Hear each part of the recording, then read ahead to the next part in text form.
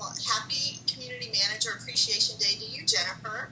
And I would say my top 3 most important things as a community manager are, 1, to emulate our in-store brand experience online. Our local franchise store owners are the experts in their communities, and we want to be a resource online as well, because we want everyone to enjoy the hobby and to get as many birds as they can in their backyard. Second, I would say, is content distribution. We have 2 customer bases. We have the retail customer, and we also have our franchise store owners. So we want to get content out to both of those groups as quickly and as efficiently as we can. So that's very important to us. And Engage One-to-One helps us with that, of course.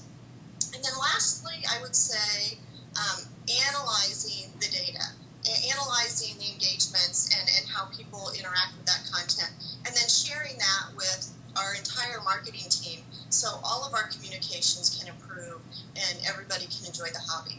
So those are my top 3.